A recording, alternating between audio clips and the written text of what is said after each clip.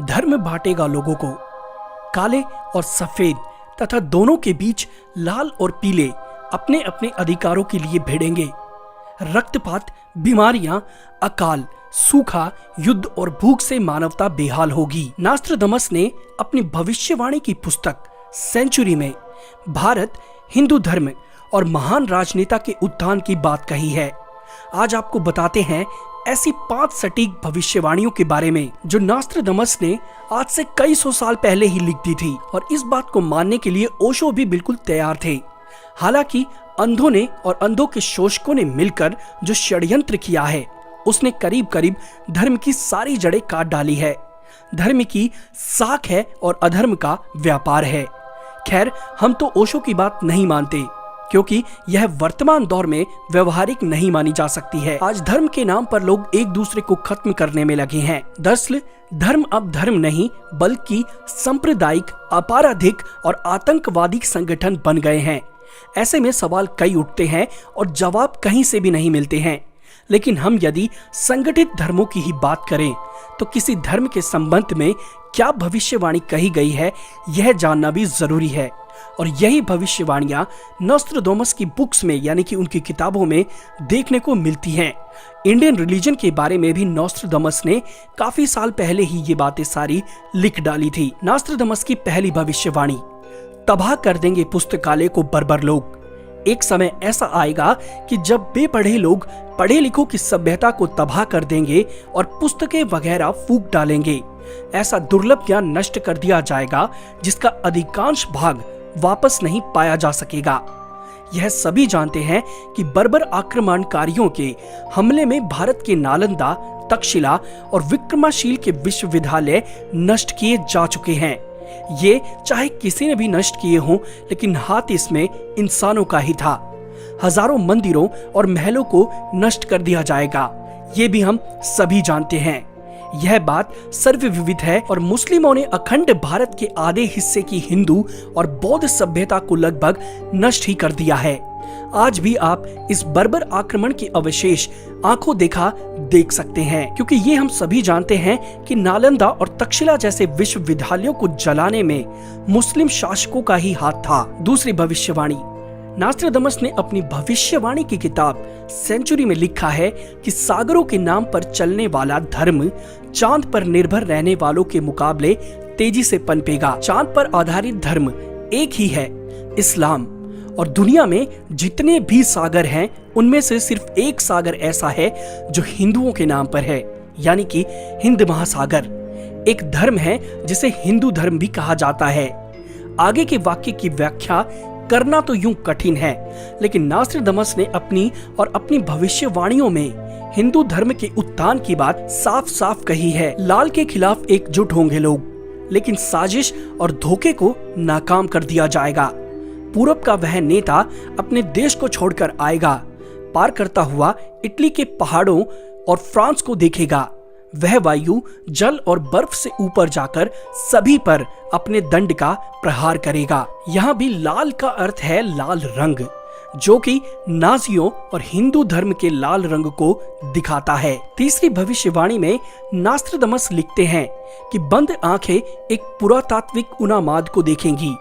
ईश्वरीय एकांत के वस्त्र उतारने की चेष्टा का एक शासक कठोरता से दमन करेगा और भीड़ के जुनून द्वारा मंदिर पर बलपूर्वक कब्जे की सजा देगा।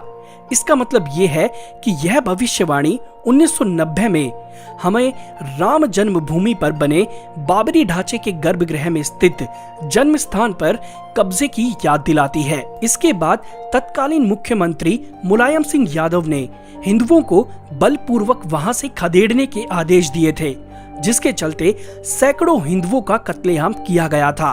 कई हिंदू इस दमन चक्र के चलते सरयू नदी में कूदकर मर गए थे, जिसके चलते उनकी जान भी गई थी। यह भयानक मंजर आज भी लोगों के जहन में सुरक्षित है। आधिकारिक आंकड़ों के मुताबिक 15 लोग मारे गए थे, जबकि विश्व हिंदू परिषद का कहना था कि यहाँ पर 50 से ज्यादा लोगों की मृत्यु हुई थी। विश्व हिंदू परिषद और भाजपा ने तत्कालीन मुख्यमंत्री मुलायम सिंह यादव का नाम मौलाना मुलायम रख दिया था। इसके बाद जो हुआ वह सभी जानते हैं। यदि ये हत्याएं नहीं की जाती तो संभवतः बाबरी ध्वंस कभी नहीं होता। चौथी भविष्यवाणी में वो बताते हैं कि एक समय ऐसा भी आएगा कि विश्वव्यापी आग से अधिकांश राष्ट्रों में नरसंहार होगा। यह समय कब आएगा इसका संकेत देते हुए वे कहते हैं, मेष, वृषभ, कर्क, सिंह, कन्या, मंगल, बृहस्पति तथा सूर्य के प्रभाव में ये सारे ग्रह होंगे। तब धरती जलने लगेगी, जंगल और शहर यूं तबाह होंगे जैसे मोमबत्ती पर लिखे अक्षर। ऐसी ग्रह स्थिति 1994 में उत्पन्न हो चुकी थी। अब 22 फरवरी 2020 को हम सभी जानते हैं कि कोरोना इंडिया में आ चुका था। इससे काफी सारे लोगों की जान भी गई है और काफी सारे लोग इससे इन्फेक्टेड भी हो चुके हैं। फिर 28 मई 2021 में ये दोबारा एक बार और उत्पन्न होगी। इसी बात पर ओशो भी कुछ कहते हैं। ओशो का कहना है कि सांप्रदायिकता और शत्रुता के एक लंबे दौर के बाद सभी धर्म तथा जातियां एक ही विचारधारा को मानने लगेंगी। 17 साल के भीतर 5 पॉप बदले जाएंगे, तब एक नया धर्म आएगा। अब जहां एक विचारधारा को मानने की बात है तो ओशो, रजनीश जैसे संतों को भारत, चीन सहित समूचे पश्चिम में ध्यान से पढ़ा जाता है। बेशक आज भी ओशो की काफी सारी ऐसी बातें हैं जिसे हिंदू धर्म या हिंदू धर्म के लोग या हम भारतीय नहीं मानते हैं, लेकिन ओशो ने जितनी भी बातें कही थी वो भी ज्यादातर हिंदू धर्म के खिलाफ न होकर उनके साथ थी, क्योंकि उन्होंने जितनी भी बातें बताई वो सारी की सारी बातें बिल्कुल सटीक थी और उनके विचार में विश्व में नए तरह की धर्म क्रांति होने लगेगी। और जैसा कि नास्ट्राडामस ने कहा था कि सारे धर्म खत्म हो जाएंगे, विचारधारा और जातियां एक ही हो जाएगी, ऐसा ही ओशो ने भी अपनी काफी सारी बातों में ये सारी बातें कही हैं कि जातियां और विचारधारा एक ही हो जाएगी और सभी लोग एक धर्म और जाति और विचारधारा को मानने लगेंगे।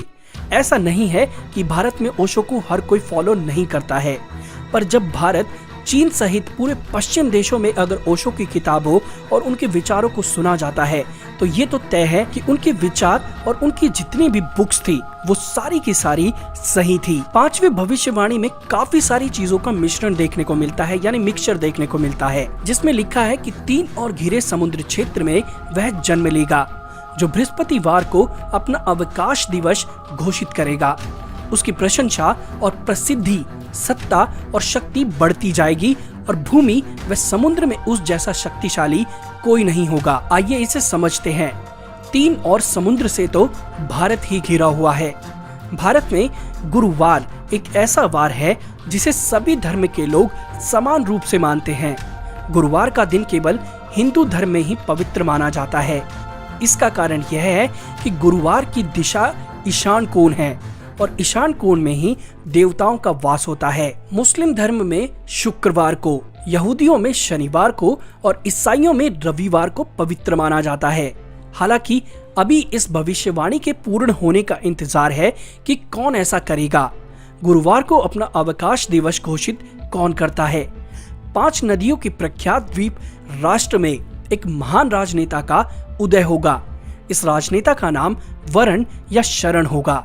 वह एक शत्रु के उन्माद को हवा के जरिए समाप्त करेगा और इस कार्रवाई में लगभग 6 लोग मारे जाएंगे। भारत की राजनीति, भारत की नदियों, एशिया और विश्वदूत के बारे में भी नास्ट्राडामस की काफी सारी भविष्यवाणी यूं तो देखने को मिलती है। वहां पर एक चीज और देखने को मिलती है जहां पर उन्होंने ये बात साफ कही है कि पैगंबर तो एक ही मोहम्मद है। उनके कुल नाम का कोई हाशमी था। हाशमी के अंतिम अक्षर के पहले श, यानी जिस नेता के प्रादुर्भाव की बात कही जा रही है उसका नाम श से शुरू होना चाहिए। यदि हम कुल का नाम न माने तो मोहम्मद के अंतिम अक्षर के नाम में जो भी अक्षर पहले आता है वो है मैं।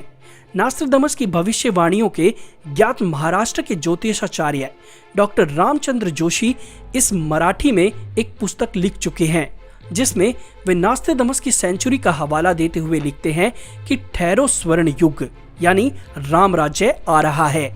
एक अधेड़ उम्र का औदार्या यानी उदार, अजोड़ उदाप महासत्ता अधिकारी भारत ही नहीं सारी पृथ्वी पर स्वर्ण युग लेकर आएगा। और ये भी लिखा है कि ब्रह्म देश, पाकिस्तान, बांग्लादेश, श्रीलंका, नेपाल, तिब्बत, अफगानिस्तान, मलाया आदि देशों में वही सार्वभौम धार्मिक नेता बनेगा।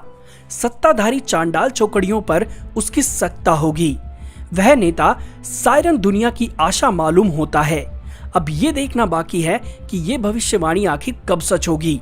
बाकी सारी भविष्यवाणियां ज्यादातर नास्त्रदमस की सभी सटीक थी। बीमारियों का आना, नदियों से उफान होना, समुद्रों का शहरों में प्रवेश कर जाना, ये सारी बातें इशारा तो करती हैं कि मानवता कितनी क्रूर हो चुकी है और इस पे किसी का जोर नहीं चल सकता, क्योंकि इसका नाम प्रकृति है और प्रकृति अपना रंग कभी भी बताकर नहीं दिखाती है। ये सारी बातें नास्त्रदमस अपनी पुस्तक में यानी सेंचुरीज में लिख चुके हैं। इतना ही नहीं, उनकी एक और किताब जो प्रोफेसीज है उसमें भी बहुत सारी बातें उन्होंने लिखी हैं जो कि सटीक हैं। तो दोस्तों, आज के वीडियो में बस इतना ही। अगर वीडियो अच्छा लगा हो तो लाइक करें, शेयर करें और सब्सक्राइब करना ना भूलें और बेल बटन जरूर दबाएं ताकि सारे लेटेस्ट वीडियोस और नोटिफिकेशंस आपके पास जल्दी से जल्दी पहुंच सके।